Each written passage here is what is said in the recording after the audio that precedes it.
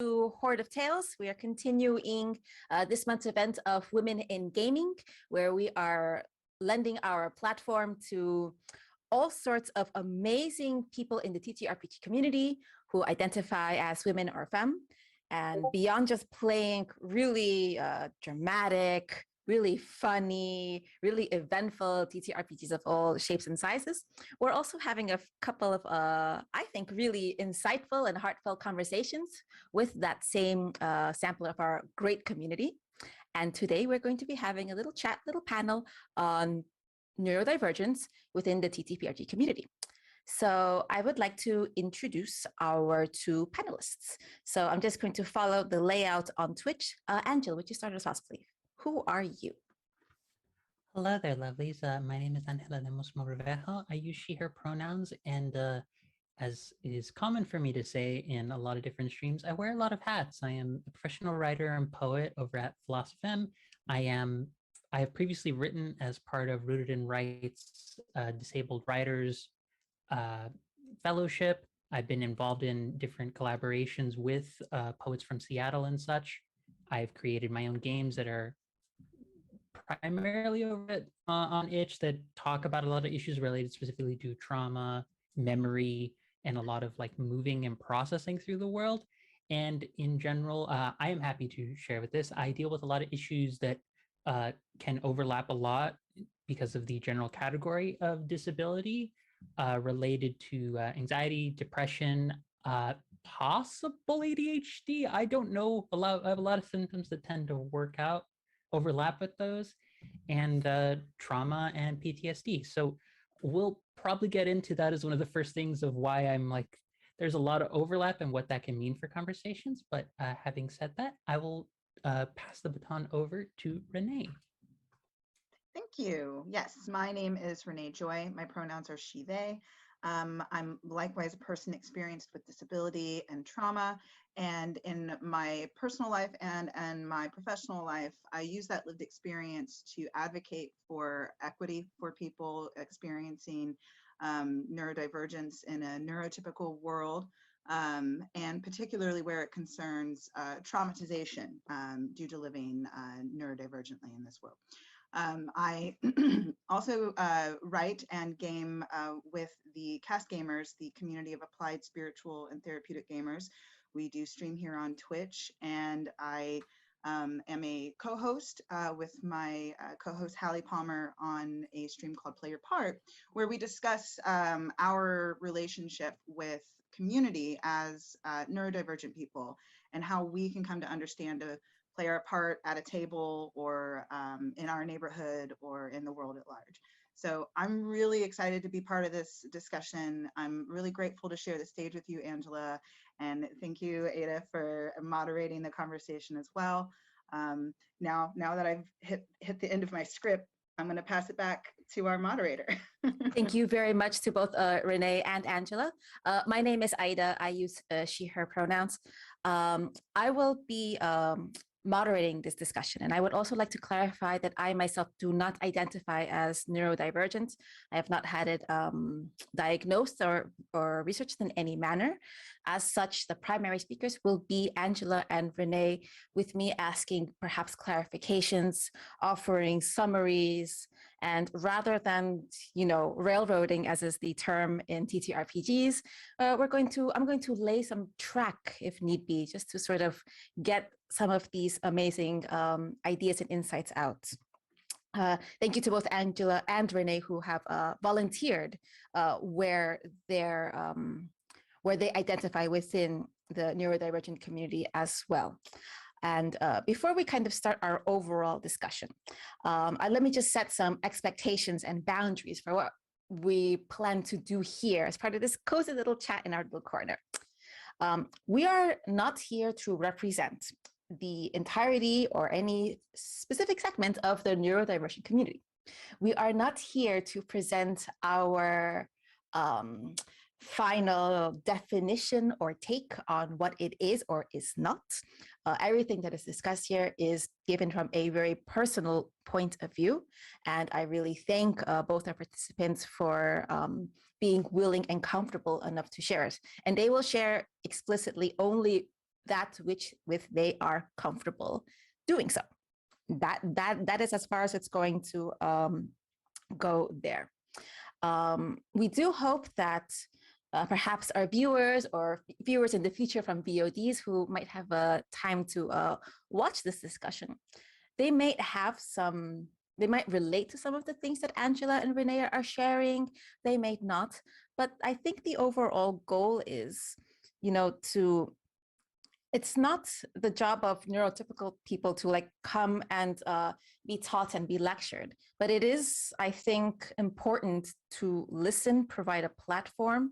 And I have to admit that knowing and coming to understanding is a really big step towards like compassion and making meaningful changes to accommodate as many people as possible, because not everyone is willing to share their status or knows their status. So why not make our amazing community as accessible as possible? So that's as much as I'm going to yammer on in one go. Angela and Renee, is anything you'd like to add, or do you think I hit the pertinent topics that we already discussed? Or that sounds great to me. Yeah, that summed up how I would like for us to start really wonderfully. Thank you. Thank you. I would agree. Glad to hear it. Thank you for your affirmation. We're going to be affirming each other. We're going to be clarifying each other, and we're going to come out even better friends than at the beginning. That's the goal. I get cool new friends, like even cooler ones. Y'all don't get what I get. I'm gonna go now. Oh, don't go. Please don't go.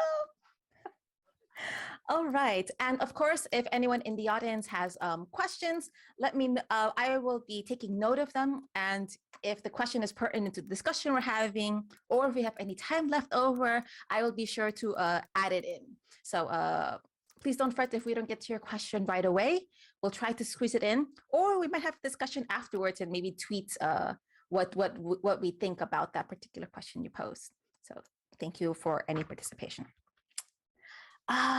So let's start our little discussion. Let's see. Well, we had a bit of a pre-discussion earlier, if I may say, last week. And we were discussing that as much as there are already considerations for people entering new groups or new TTRPGs, things like session 0 about how mechanics work, how to build your character, people who identify as neurodivergent might need additional steps beyond that. So if I may ask, what are steps that you personally would find additionally helpful, or what are steps you have been exposed to that you think that was particularly helpful to me and not something that is common? Therefore, maybe you wish it was common. So either Angela or Renee, you may start.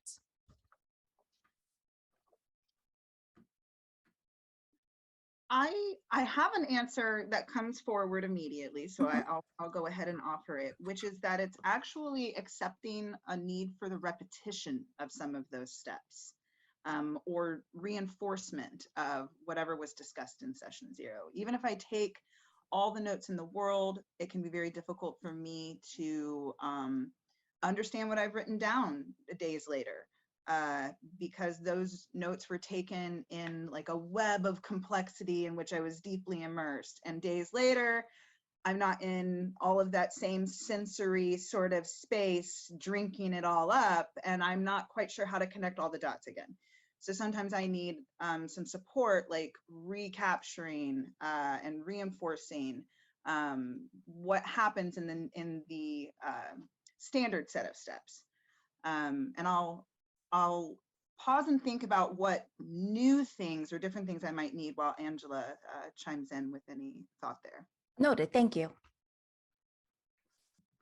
I think that's already like a very good step, because I think one of the common misconceptions about doing something like a session 0 or doing lines and veils, like doing what we might broadly call in different circles, or has come up a lot more, especially in streaming context for TTRPGs, of doing these like safety concerns and addressing them, is the reiteration of them.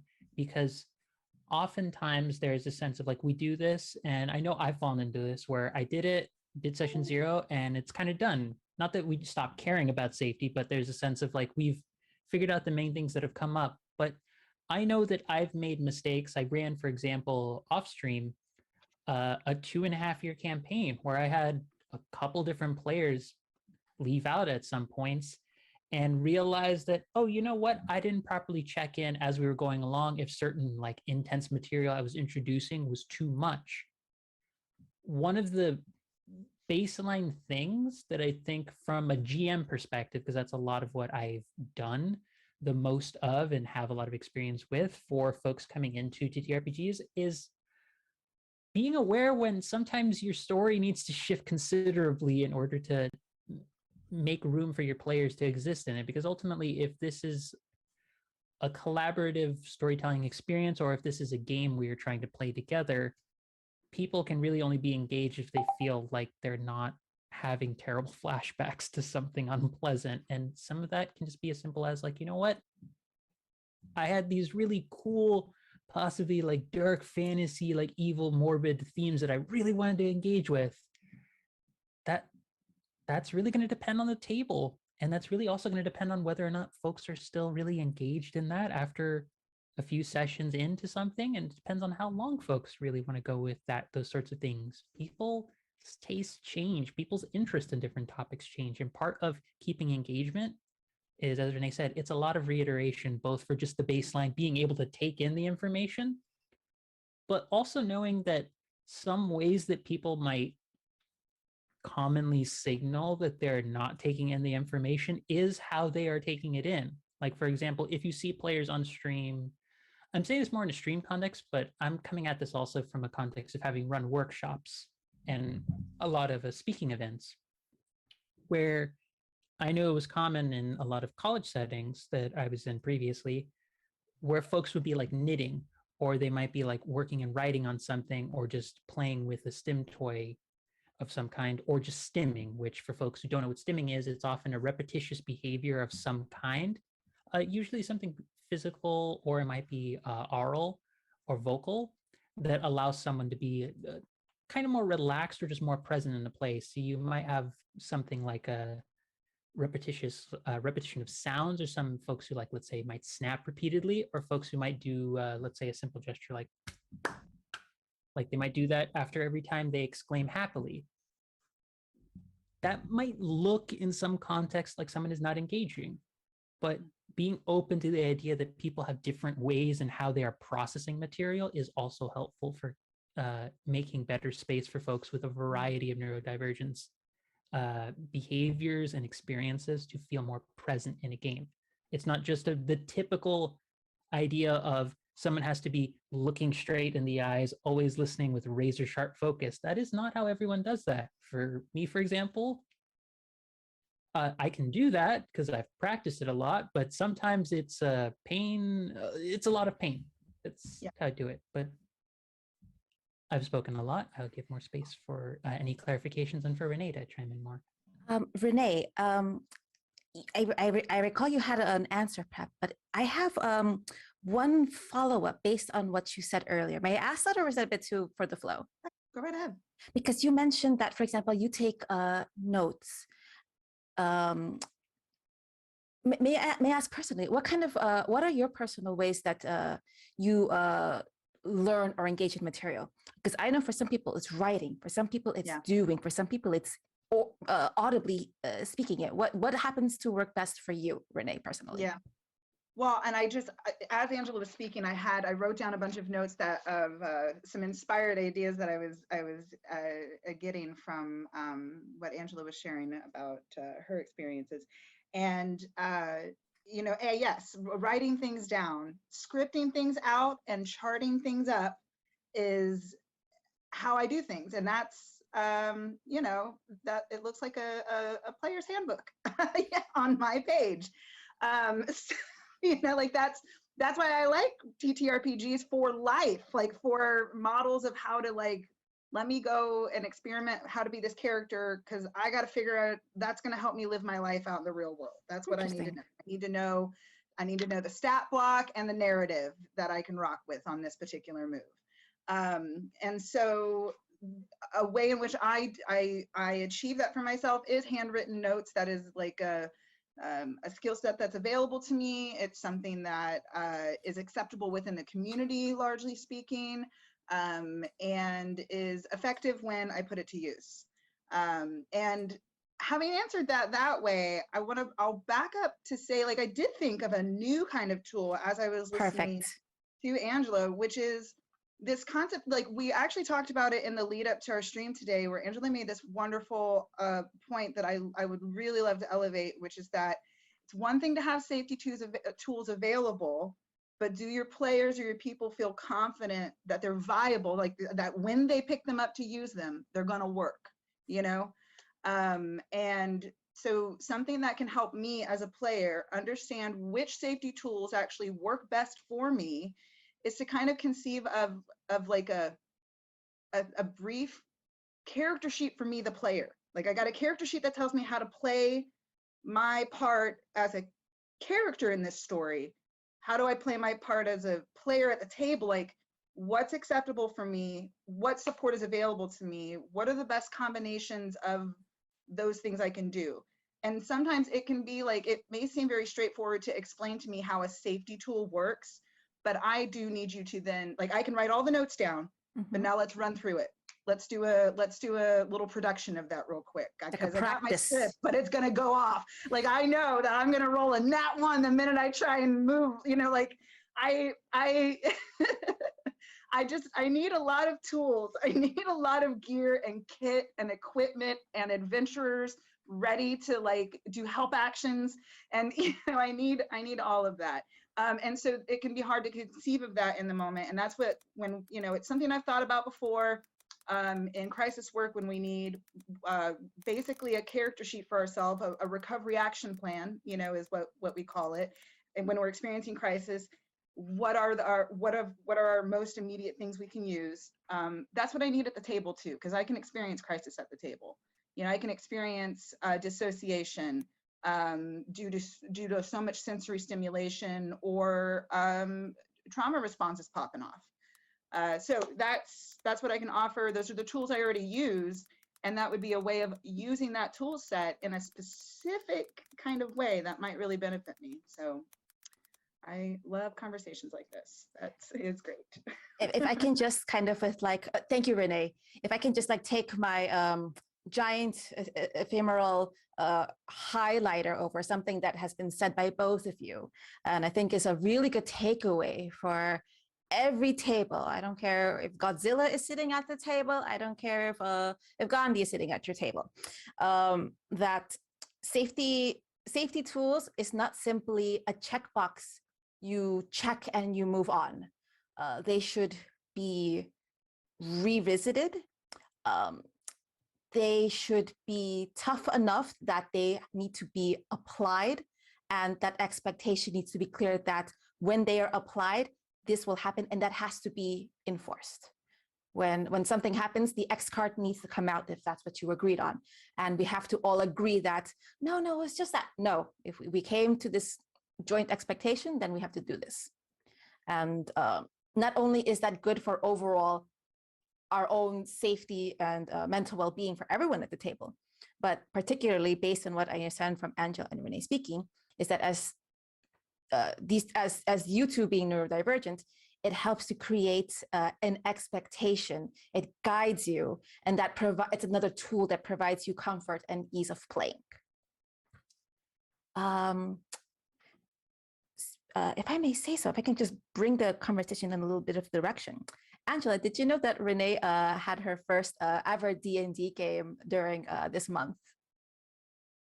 There. Sorry, I was just double checking. Renee, do you use they pronouns or her pronouns? She, they pronouns. She, they.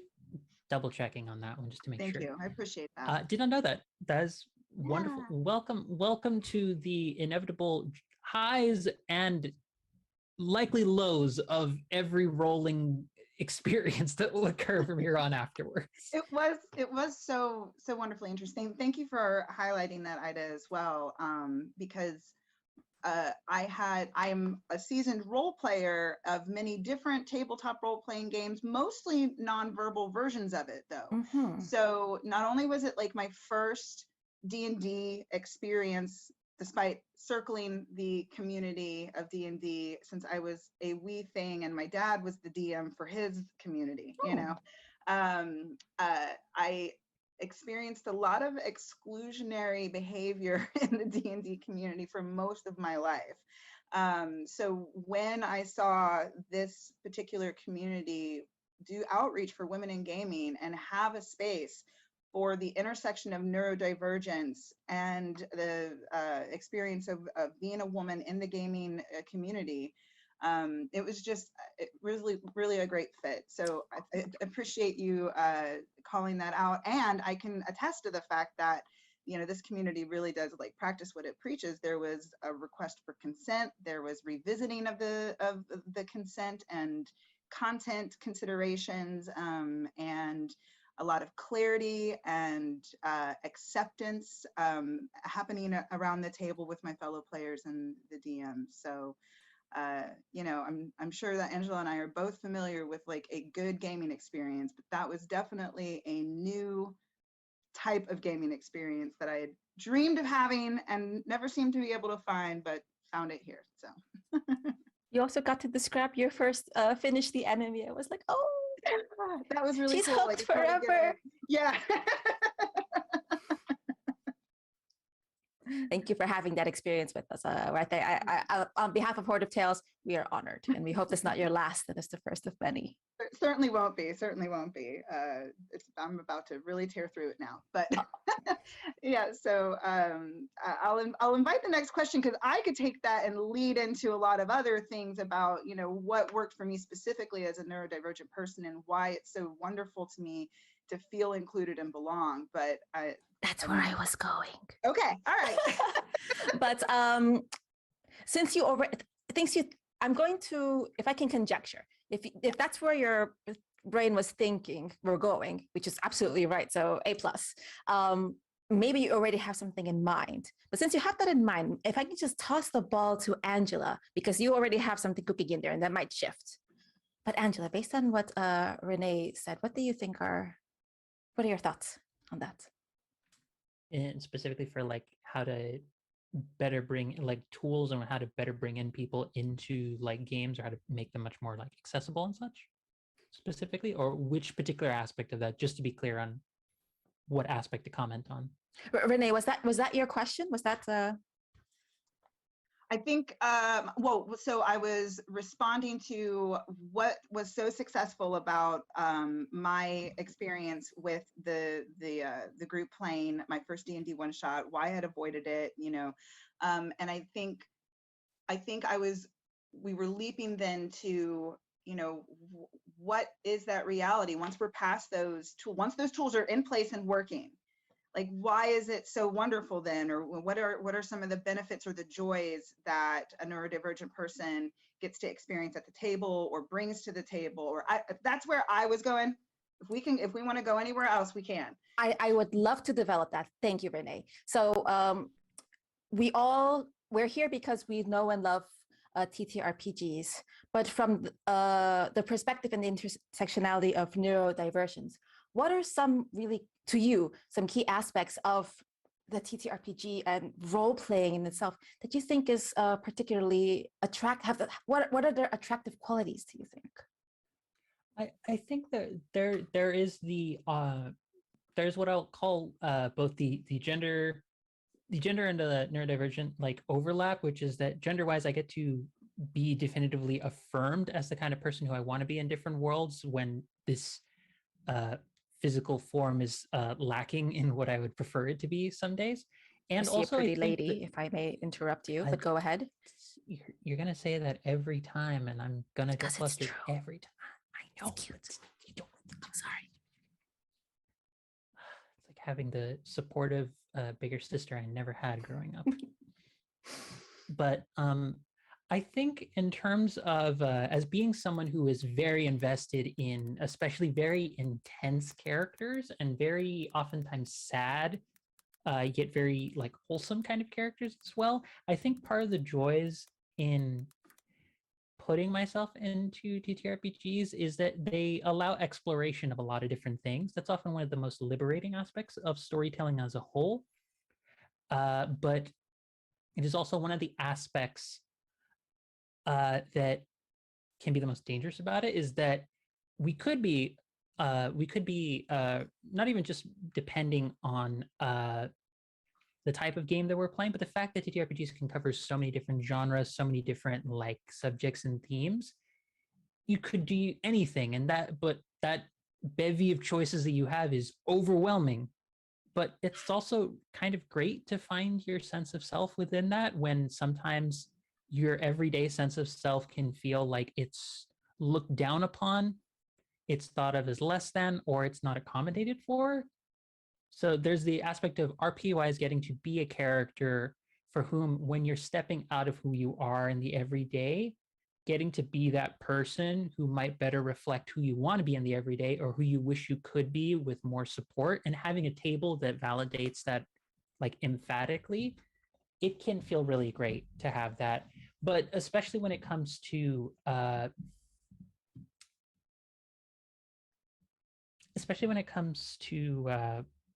like very intense scenes where like I've been playing with Aida in an ongoing Nahual game, where we had during our second session like an intense back and forth of myself and her. Both of us are playing sisters in the game, like fighting back and forth and like checking in with each other during the game, like both on stream and also through our personal chats that were happening for the group. We had that about both the content of the game in general and whether we wanted to initiate certain intense moments.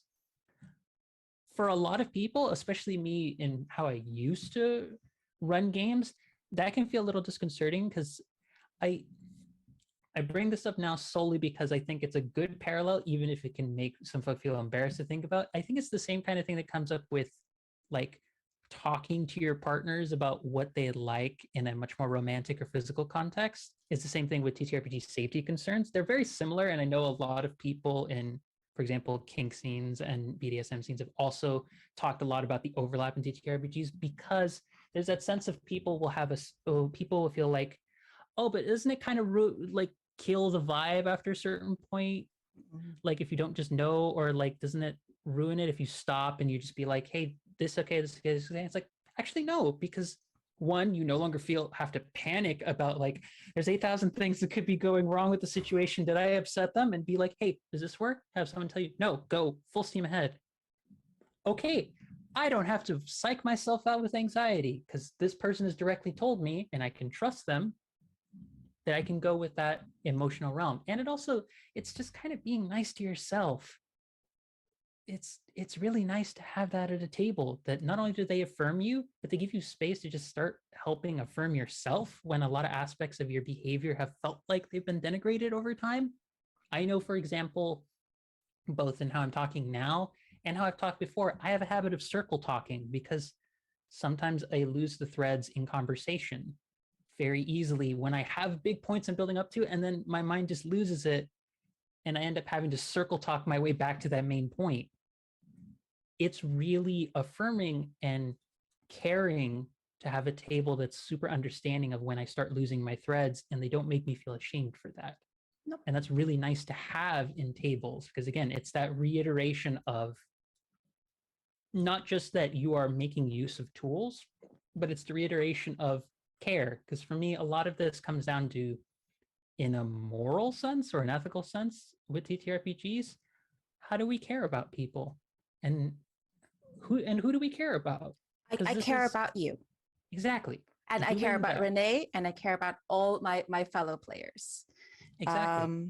So just to sum up, some of the things that bring you innate joy is that it allows you to, explore, and that's a really common theme, to explore, and you specifically said who your best supported self could be, or who your fantasy version. That it's really special when you find a table that affirms you. And I hope that's your majority experience throughout your TTRPG career. Renee, if we can go to your answer, and just take your time. And after that, Yeah. you know what? I'm for sure need a second to like go close my blinds because you see me getting dark and light, and then we'll just take a breather break. But Renee, I'd like you to finish with what has been ruminating in your head about what are the joys that TTRPG brings you from a neurodivergent perspective. Well, I think I share I really resonate with what draws Angela into the experience, what keeps Angela in the experience as well.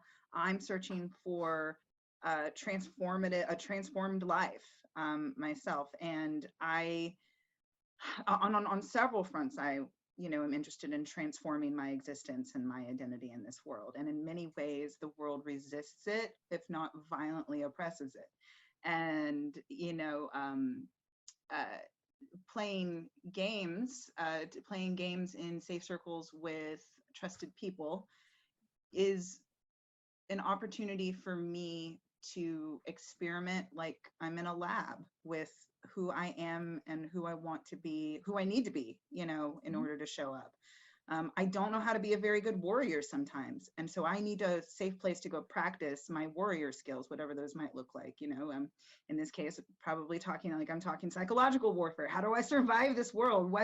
What archetypes do I need? What stories do I need to attach to myself? Because my stories aren't energizing, or the stories of my experience, most immediate to me, don't really energize me. They really fill me with a sense of defeat. What can I carry back into those experiences that give me a costume to wear, give me protection against what I'm experiencing? So, I know not all TTRPG players approach the table as a form of therapy. And I would say that in the concept of what therapy is, it may not be healthy to approach the table with an expectation of therapy, but an expectation of transformation, like real, actual human transformation, I think is an incredibly potent expectation to bring to the table. And that's what I want. So that's what I search for. What's been difficult to find in many ways, it's been difficult to find transformative experiences for a neurodivergent person in the particular circles I've found so far. But I am very lucky to have found those inclusive, accepting spaces, and have been blessed with deeply transformative role-playing experiences, whether it's live action around a table or it's over several weeks, months, or years in a written collaborative story format. And so that's what keeps me coming back, is just knowing I'm gonna find that, and even a exclusionary experience at the table, I now have better tools to figure out how to transform through that as well. It's really about learning how to transform yourself through adversity. It's inviting adversity and then creating strategies for it. And as a neurodivergent person specifically, it's hard for me to understand things at an abstract, like this is just the way it is all the time. No, I need to know the way it is for this time and this time and this time and this time. So I got to play a lot of games to get my scripts, to get my equipment, to get my magic cards, my spell cards and stuff, So yeah, that's my answer to that. And yeah. And Renee played a full caster, a druid that has wild shape and changeable spells. I got no idea. You went on, you picked the high road, and I totally picked my teenage fantasy of when I was flipping through my dad's books and liked the picture, like which pictures I liked the most and which cool things I like. I just went for that. I went that one. And then I had to commit to it. I had flowcharts. And it was marvelous, and we all enjoyed it. And thank you for sharing, because now we appreciate all the extra steps that you took mentally, you took, dare I say, academically even, to prepare for what a lot of us take for granted. And because you were supported, encouraged, and were told, I'm going to assume and hope you were explicitly told, no matter what happens, we're going to clearly give directions. We're not going to, I didn't see anyone get impatient or snappy. And as a result, you all looked like you were having such an amazing time. seeing your hearts giggle at like the little shade waving in the bucket was pure joy. Bucket shade forever lives in my heart. Okay, we're going to quickly reset our heads for a little bit. So we're going to be back very short in 5 minutes, and we're going to continue this wonderful, wonderful discussion. So thank you everyone who's been joining us so far. I am scrolling through the chat, and I appreciate all your comments. And if we can, we're going to comment on them. If you have any questions, we'll see where we can squeeze it in or think about them. But nonetheless, I'm going to stop talking so that we can take our little break. So see you soon.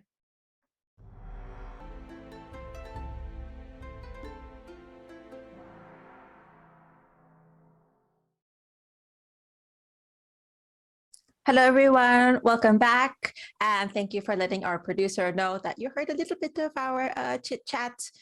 We were only plotting to the demise of the world so we can reshape it in our image. You would have been better off, but alas, the plan has been foiled. That is a big, big shame. Alrighty. Just to remind my two panelists, because I didn't say this during the break, we're going to continue on as long as we feel comfortable doing so. Should we hit another 35 to 40 minutes of chat, I will take us into another break nonetheless. But if we're not there, then we're not there. Nothing to get super serious about.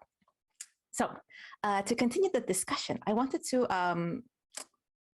tiptoe back into something that Angela had mentioned, I think at least once or twice in overall, and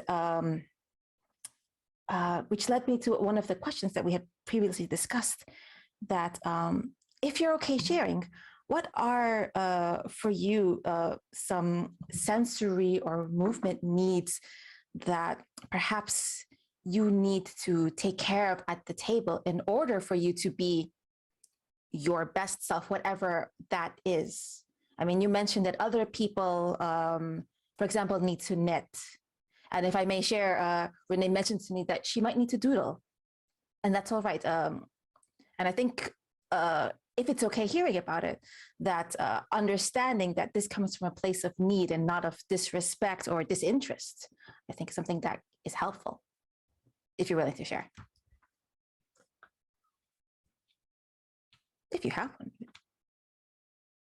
Nothing immediately comes to mind, so I don't know if Renee wanted to chime in on this. Yeah, go ahead, Renee. If anything comes to mind for you. Because you brought it up, that's why I was like, maybe that's something. So like we've already knitting and doodling, the first thing that came to mind is actually a little bit of a challenging one, which is to just maybe, I know maybe some tables may find like fiddling with the phone is maybe disrespectful or disengaging for everyone. Like they might feel like that player isn't immersed. That might be true. Just sort of maybe check in as like an additional like table standards kind of, you know, it's not really something I would say we could have assumed would be in a safety tools thing, but if there is a table standards, that would be one to kind of cover, like, I don't know. I've known some people who have said that they're not, that using their phone at the table to just sort of like have something to train their eyes to so that their ears can listen better and have a better theater of the mind experience. It was seen as something that was actually disrespectful or what have you. So I would just say, you know, put some context around it. If you are a group who does not want to encourage phone use at the table as like an idle activity, at least understand for some people, it may be a really like comforting stim to scroll through something. And it may be really necessary, or just like they're just in the habit of doing that so that they can listen into things.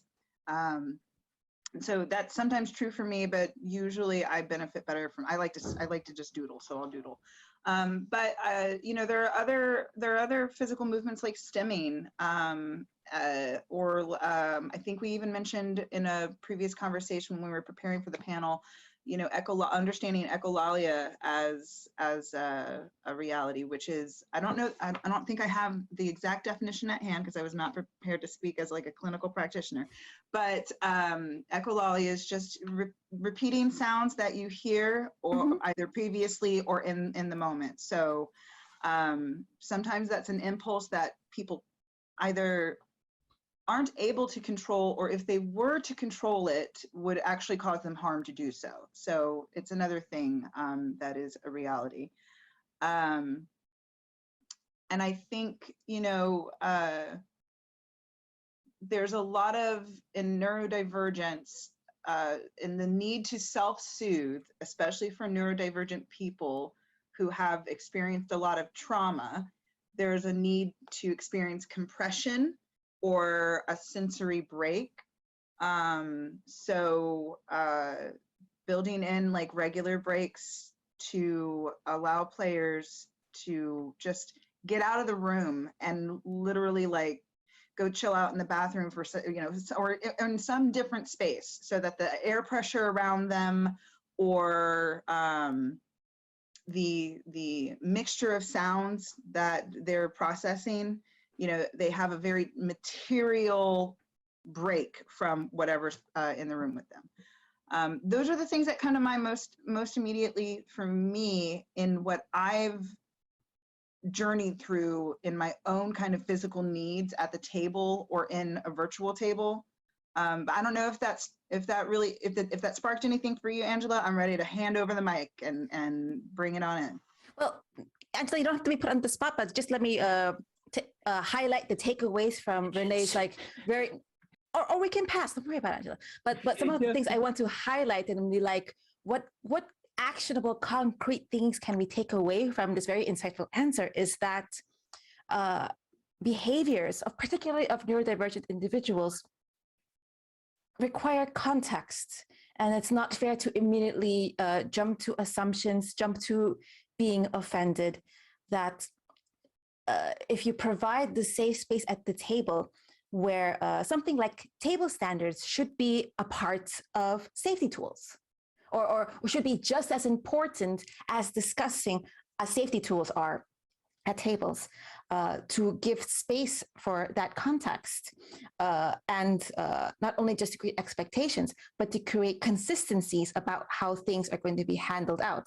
It creates, we have an expectation that breaks will be this amount of time and that they will be handled in a consistent manner is important to a smooth running table, and is an additional tool for individuals who may be neurodivergent that can, you know, provide for them a better gaming experience.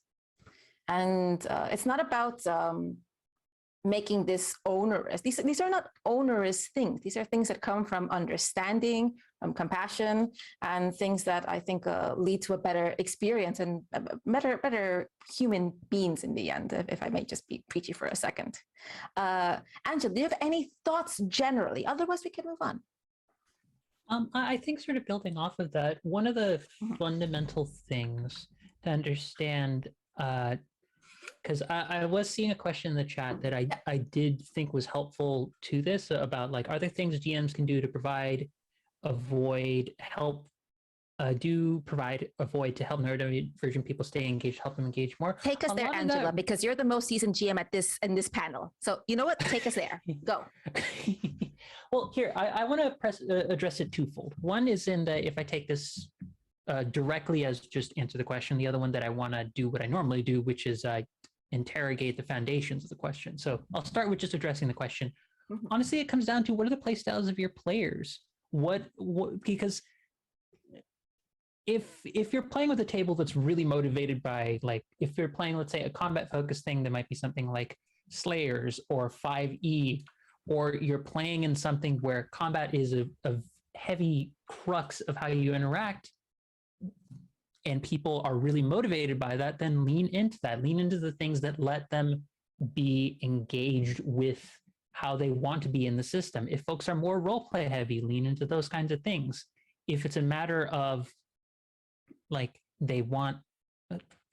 I'm sure in saying this, there will be several people who will agree with me. There's a lot of queer folk who are involved in a lot of 5e games and a lot of just TTRPGs in general. There's a lot of trans folk, there's a lot of queer folk in general. There's a lot of folk of various backgrounds and such, sexualities, genders, all of that. Some folks just want really gay stories, and that doesn't really matter at the system. Some folks just want a really gay story. I am one of them. I crave that kind of story. I think that's my like baseline answering the question, is just play to what your players actually want. Because a lot of what this comes back to from a GM standpoint is engaging the kind of things that your players have indicated, like, what do I want? Like, I want this. I want to be able to do this for my character. And as we've been saying before throughout this, checking in and see if what they want has changed over time. That's the first way I would answer it. But the second way I would say is that part of what I want to be careful in terms of our takeaway for this kind of panel in saying whatever we're saying, outside of just, we've already qualified it by saying these are coming from personal experiences, as that I don't want us, for as viewers and as people on the panel, to take away the sense that talking about addressing neurodivergent needs, whatever those might be, is as though we're suddenly addressing this completely foreign, weird thing that's for these strange, awkward, odd people. Like, yes, I'm very odd. And I will say this solely as speaking for myself, from a very disability justice motivated angle. I identify as MAD. I identify as a disabled person. And there are some folks who will not have that same identification across a variety of different things that could fall under neurodivergence, that could fall under mental health related issues, that could fall under trauma and such that affect how we process the world through our senses. But to me, in terms of how we approach these from a practical standpoint in running games, a lot of this comes back to the baseline questions that we're already trying to ask and grapple with as GMs, which is fundamentally, how do we facilitate a good story? And one of the baselines is remembering that we have people here who are players, that they all have a variety of different experiences, they have a variety of different ways, they have a variety of different character concepts and such, that some of those could be harmful, some of those could be difficult and tricky with the wrong kind of table if it's not handled well. But fundamentally, what we're asking is, how do we best show care to one another in a way that allows us to enjoy creating this space and story together? And I think in that way, it's not that far away from what a GM has to do anyways. So I don't want the takeaway from a lot of this to feel like we're asking this immense, heavy additional load on GMs, even though I think it is fine for that to be the case as someone who likes to take a lot of the load for people. But that is primarily because I'm a support-oriented person. And as we all know, supports are the best because we carry the team, but also because I like making that space for folk. I like taking on those roles for folk.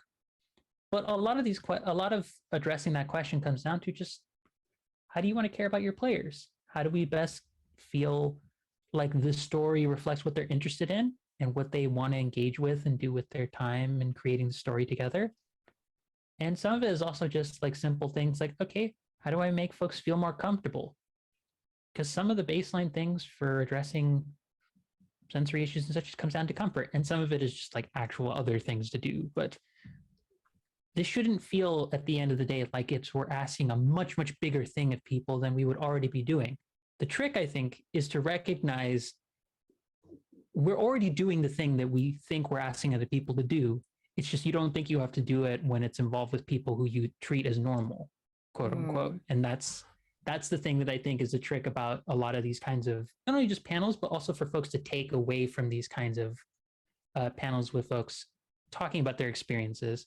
Because I know other folks who did different racialized gendered, disabled experiences from my own will have a different take on this, and I respect that. We're also still addressing some of the same kind of questions at the end of the day. And a lot of it just comes down to, how do we want to treat each other? So I'm going to get my proverbial big highlighter out to circle back to that the initial question as well. You suggested from your personal experience. And again, audience, Angela is by far at this panel the most experienced, and if I may say so, lauded GM here. So the end signed. And it's as a GM, nonetheless, be in tune to what your particular players are leaning into. And players who might identify as neurodivergent might have specific leaning intos for whatever reason or preference that they have. And do what you can to highlight and make those lean-ins special and meaningful. And don't forget that those preferences and those things that they like can change over time. So check in every now and then when we can to make sure that, you know, the gravitational pull has not like shifted somewhere else, because that can happen. I mean, it happens in nature. So why can't it happen to people? Additionally, you said that, and I love this sentence of yours, Angela, where you said that ultimately we're prioritizing demonstrating care when we're collectively making and telling stories together. Because we've seen a lot of instances in mainstream media where people make stories together, where there wasn't really much care for the storytellers and the characters within it. A lot come to mind, but it's a different panel. Oh my gosh. And one of the more poignant things you also mentioned, and I think what I alluded to a bit before the break, I believe, was that these things that we do in the exercise is demonstrating care. We're not doing it to help we're not doing it to address something that is abnormal, like you said, or weird, like you said. And I said it's not onerous. It goes down to the highlighted point that I pointed out is prioritize. It's a way of demonstrating care in collectively making and telling that story together. And I think that's a beautiful sentiment that really encapsulates that feeling. And I thank you for sharing your particular personal experience on that take. Renee, is there a follow-up you'd like to share of? Where you've got the highlighter, I want to underline a lot of what Angela has said too, and really support that also as a fellow MAD and disabled person. And in particular, what I would really love GMs to do for themselves and the players at the table is be sensitive to their own somatic responses, be sensitive to their own voices in their head. They got them, you know, like it's there to some degree. There's some sensitivity measure inside of you that you may not be tuning into in a moment. That's the biggest thing that I usually need from a leader or a team, especially when it relates to like a game where we're all trying to create something together that enriches us. Maybe that's fun, but maybe it's also like scary or romantic or really, really super gay. So, you know, the biggest thing I think a GM can do for the players at their table, whether they're identifying as neurodivergent or not, is to own their own distinction, even if they do not identify as divergent in a neurological landscape compared to their neurokin. The act of sitting down and role-playing a game is itself like an attempt to be neurodivergent. You are trying to diverge from your typicality in order to play a character, or you're trying to enhance whatever you're trying to reinforce the typicality on your side of your own head. So I think that in terms of the world, hope for neurodivergent experiences being affirmed happens best around a TTRPG table. That's why I've been playing them for years and years and years. So I would say, you know, that's why I want to underline Angela's points about like this. We're not aliens. we're not. This isn't foreign. This isn't, or you know, this isn't something that should be unfamiliar. It may be unfamiliar to you because we are all stuck in a neurotypical hellscape. But you can sink into your own self and find a connection that relates to the neurodivergent experience and whatever might be going on for the other players of your table, whether they understand it as neurodivergence or not. There may be those things happening, again, because of what draws people to this community, this set of experiences, these systems that we get to experiment with. So that's, I think, like the broadest scope. The other thing is to like just accept and believe. Those are the other two biggest things anybody can do on the other side of a need from somebody. Accept their need and believe them when they're describing it to you and telling you how to meet it. And that goes to say that how they describe how to meet the need will change, because once the need gets met, you know, you level up once you're equipped at that. Once you've got like a leather jerkin to finally protect you at the table, a couple of levels later, you're gonna need some mithril. I don't know. I'm still learning some of the you know, so still learning the most relevant insider jokes. So, you know, that's where something that Ida's been able to elevate from what we've both said is that the needs, the description of the needs, how we understand our needs will change.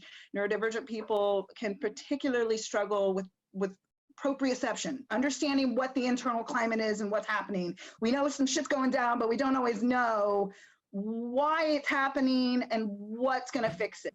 You know, like that, or how to describe it, you know, and that's saying like, I might be able to give language to what's going on for me, but ask me 5 minutes later and like the weather in Florida, the sky's changed and I'm going to describe it differently. You know, like it's going to look different the next time I look at it. So that's what I want to offer. Angela, I see you coming off of mute and I'd really like to hear if there's anything that— No, I was just going to say, I feel like DC is a better example for that, or Virginia, because Virginia hates consistency when it comes for weather. I remember being there as a kid at one point where, I kid you not, there was a period in the afternoon where it was bright sunny, 15 minutes of rain, and then it went back to bright sunny, and then it was overcast in the span of like an hour. I was just in DC a few weeks ago, and while I was there, I was like, take me back to Florida. I don't know what's going on with this climate right now. My body feels weird. I can't stop sweating and being cold at the same time. That's the first time in my life I've ever heard someone say they would like to willingly go back to Florida. Born and raised, okay? At least I know what's here. One's own nest is the most comfortable place. Exactly. I may be from the primordial abyss and void, but at least I know it's my primordial abyss and void. Okay, that's the belly of my beast. Thank you very much. I will gladly crawl right back in and sew myself up. 100%. So I think you each like took my highlighter and you made like giant arrows with it that there's no need for me to re-highlight. I'm probably gonna just clip it all and like make the internet watch it because that's what I do. One thing I kind of I'm a little curious from my own personal perspective. I am fairly new-ish to the TTRPG scene in general, and I am also a minority or from a marginalized community therein. I am a woman of color. I am a Latina. I am a woman, and my greatest fantasy is being a brown girl in fantasy world, or being a woman. My fantasy is being a woman with textured hair. Is my fantasy. I'm very curious, and this is personal, so let me know if like, no, I don't feel like answering this and that's it.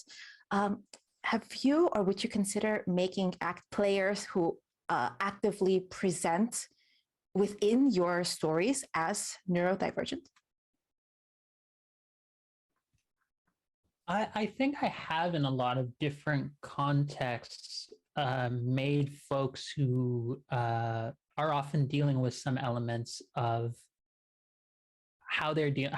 I have a lot of characters with stims is one way of putting it, and I have a lot of characters who deal with anxiety and depression, or I have like communities who have certain approaches to how they think about situations, and I'm always careful when I do that to make it the kinds of characters that people don't expect them to be. Because I recall, for example, I streamed a campaign of Quest where during one period of time, a player character is like going off on their own, and they were thinking about like a lot of different heavy stuff that I put on them and how much they even trusted other members of their own party, because there had been a big like personal bit of information that almost led to the party dying.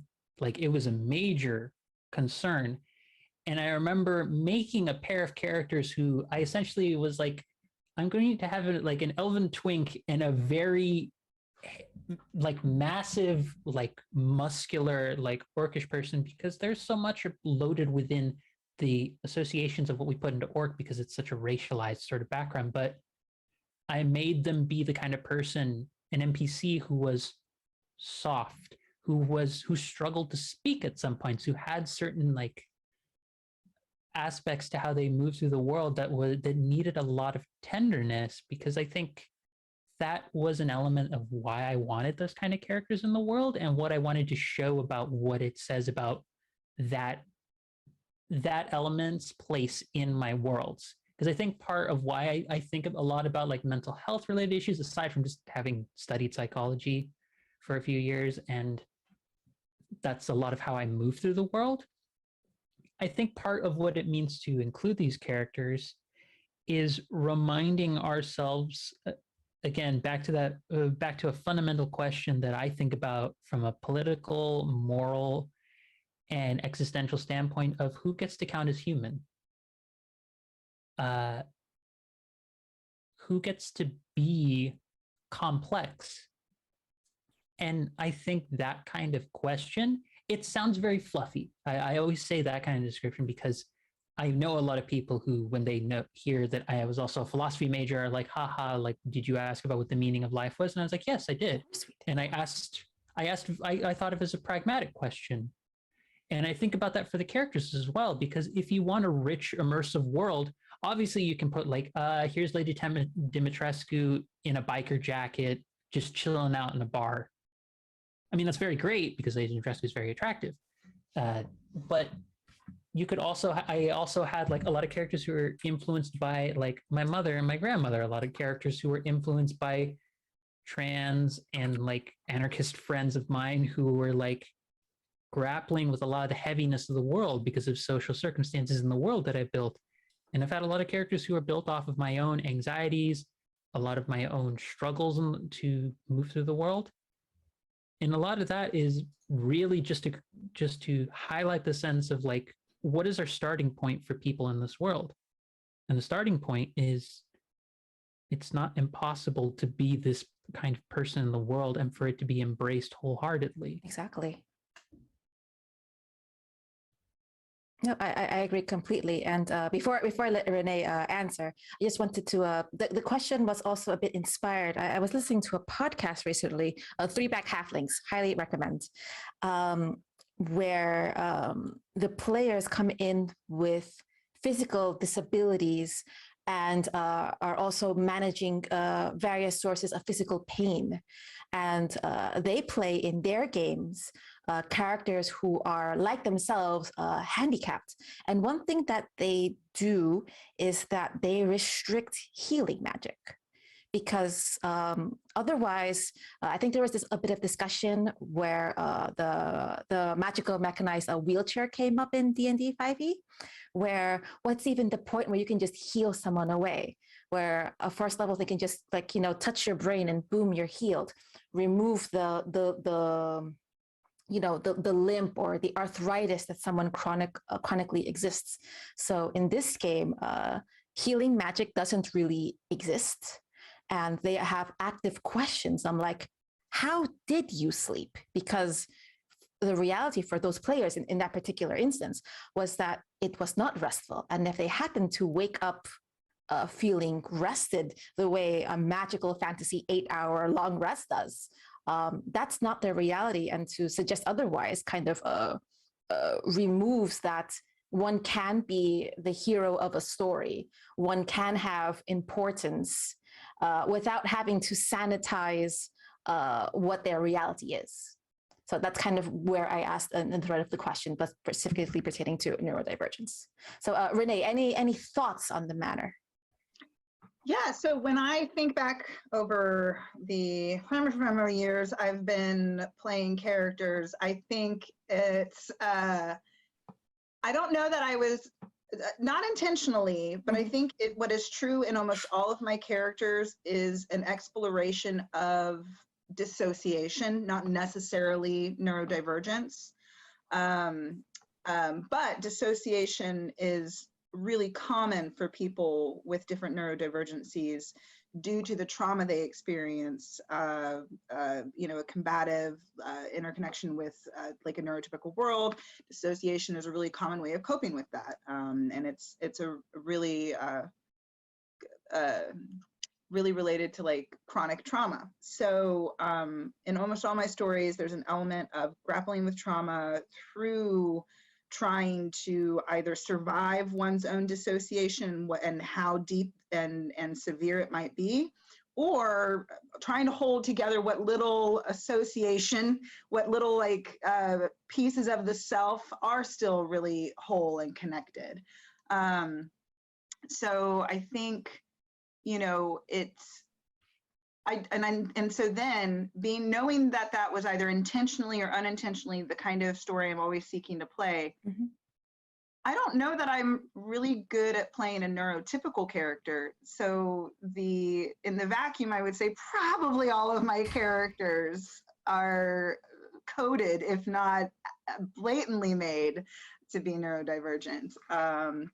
But yeah, I'm trying to think if there was another element to that answer I could offer. Feel free to prompt me for anything else if you think there's something else there, but I don't know that I have anything else off the top of my head. That's perfectly fine. Noting the overall type, we're going to like slowly wrap it up. And rather than throw out like a specific question, was there, and this I might guide you to like, let's not to go too long. Is there anything that you ultimately wish to share that you think wasn't covered, or I think that's as broad as I would leave it. Is there anything? Oh, I really like that point, and I wish I could have elaborated just one more second on that.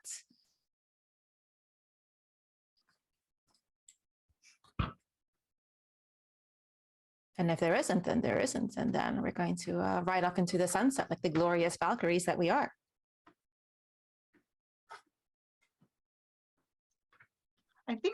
I think what I can offer is a little nebulous, but it is really just trying to like stay kind, stay curious, and listen to your own body's responses, because often a neurodivergent person's needs that they're expressing very directly and clearly can be met with challenge, and that challenge comes from the other person's way in which they often have to repress the same need. And so they're sort of acting out of like, hey, I can't do that, so neither can you, kind of an equation that they're not even really aware of, you know?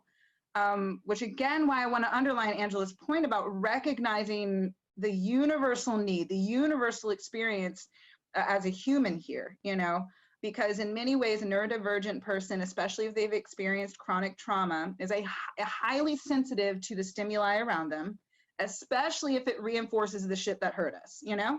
So when that other person is like stomping it down, like do a check, like check in, or ask if you witness it at the table between your players as a GM, or as a player between the GM and your neurodivergent ally, like check in with that other person and say, hey, is this something maybe that you think, let's all try and let's all stem for just a minute. Or, you know, I don't know, some people may not feel comfortable with other people stemming if it's something they do. It may feel like mocking if it's not well seated. I would be personally comfortable with everybody offering to stem along with me, but that's my level of comfort, you know? So I really want to establish that is that a lot of the needs of neurodivergent people manifest in the way they do because they need to manifest for everybody. You know, like those are needs that are like human needs. And yeah, just like if you find yourself consistently frustrated by the needs of a neurodivergent person, ask yourself if they're your needs too. That's really really a strong takeaway for that. That's sometimes the frustration or the animosity someone is like lashing out of is like that's probably reflecting what their own inner turmoil is, and well, and they didn't have the resources and the tools that some neurodivergent people have been forced to like take extra time in researching, understanding, diagnosing.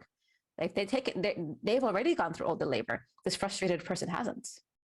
Maybe they could. It sounds like they benefit a lot from slowing, listening, being compassionate, and maybe learning something about themselves in the process. But it's not about them. That's what I want to highlight. It's not about them particularly. Angela, go ahead. I think building off of both the points that both of you have made, I want to emphatically stress this for fellow GMs. Ask yourself in regards to how you behave towards your players, what your own expectations towards yourself are, towards what you think a GM is supposed to be. I know that sounds like out of nowhere, but it is very important to ask that, because I think part of what can come up as a tension point for folks who are neurodivergent at tables can come sort of what Renee's already brought up, that sense of like, oh, that's a unaddressed need that they're stomping down. But I think some of that also comes from a larger socially encouraged context of like, not that I particularly care for him as a GM, but like, let's say if you have the expectation in 5e that you are supposed to be as capable as, let's say, a Matt Mercer or an Aubrey Younger or what have you, to present yourself in a certain kind of way. Like, let's say you might come from a tradition of, let's say for 5e, of being the kind of like stony-faced DM who like doesn't give away anything from their reactions. That is one way you could be a GM. The other one could be, I have literally fallen over on streams as a player and also as a GM when my players have done something. I'm like, Jesus, they did a thing. And okay. I have the gifts to prove it. She's very good at summoning those gifts on command at this point. But really it comes down to an expectation about what we have towards ourselves, towards who is doing work. Because I can tell you from different tables I've been at, there's a certain very gendered, very often racialized sense of who we expect people to put up with, like certain ways of being characters, and that we also don't encourage that in other kinds of players. And also from the GM side of things, a GM does not have to be God. Like, as much as I have joked in the past that I am God of this world and being a DM sometimes with playing around with rules and lore and all of that, I think that attitude can be reflective, not necessarily of just like taking yourself too seriously, but also not being allowed to be frivolous and light and also expressive.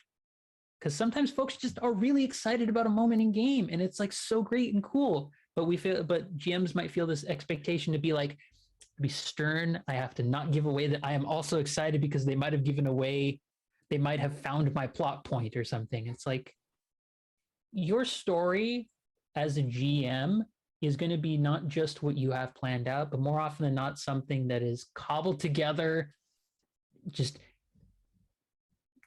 thrown from all the different little pieces, threads that your players have come together and how they react to all these things.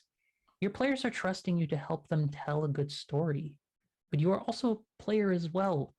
You can have joy at them doing a cool thing. You can feel frustrated that maybe you prepared a cool creature and they knocked it down, but also like, hey, you're happy that they also were really cool, that like, that's impressive they did that. Ask yourself what your expectation for who you're allowed to be as a GM is. And then see how that compares to what you feel like your players are allowed to do and check in with them about it. I know that I burned out pretty heavily from the 2.5-year campaign I ran. And I frankly probably still owe an apology to some folks from there for being kind of annoyed with them at the end of that when I didn't feel like the load was always even. But that was still on me in some parts to be more open and direct with them, saying, hey, this feels uneven. But some of that also comes from the fact that we have expectations of GMs, whether we intend it or not.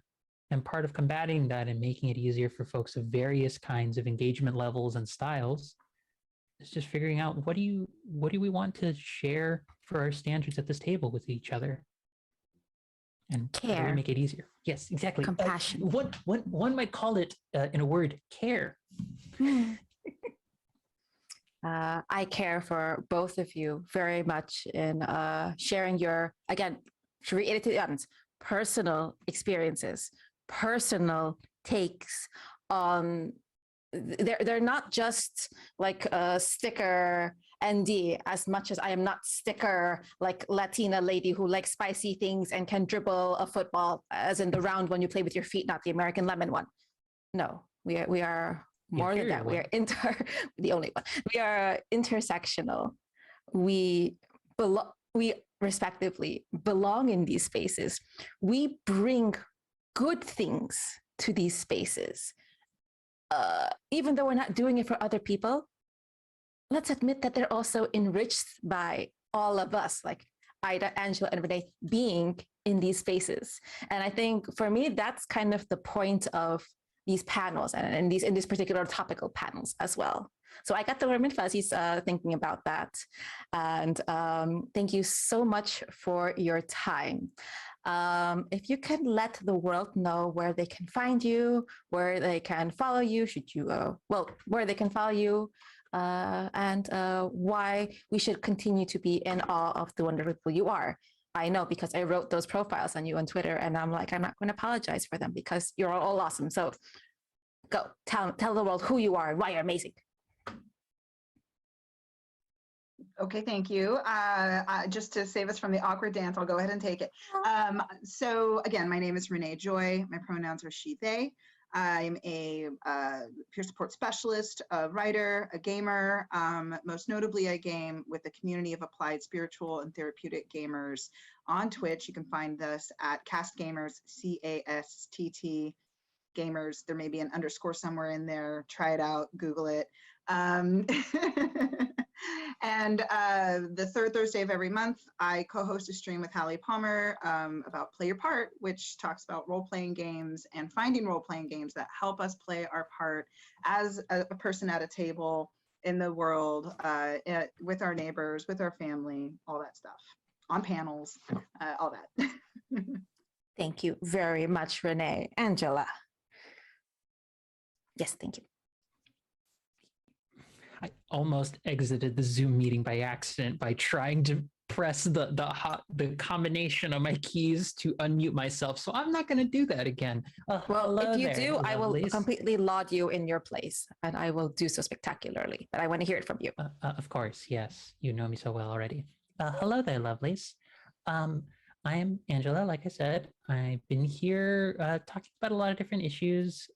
Most of it comes from my experience with writing and being a disabled person, particularly a disabled trans woman of color.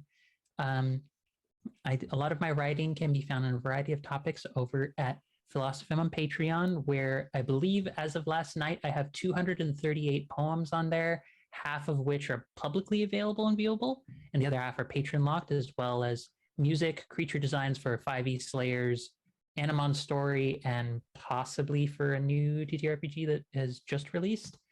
And also you can find my games and other materials like the 20 plus playbooks that I have created for Slayers RPG over on Voice of the Phoenix at itch.io, as well as the first ever game that I created called Flame in the Abyss that does a lot of work with memory, grief, and trauma and what it means to move on from those things healthily, as well as you can catch me in actual plays with our last session together for a Nawal game this Saturday, which I'm sad about. I think it's this Saturday. Yes, Ida is making that face that suggests either she forgot or I forgot. I was checking the calendar. We have a buffer date, but no, the next one is the last one. That's why I was thinking. Yes. Yeah. We have an actual play of Nawal, possibly our last one this Saturday, as well as tomorrow over on Girls Run These Worlds at, I believe it's 10. Yes, it's 10 a.m. PST, 1 a.m.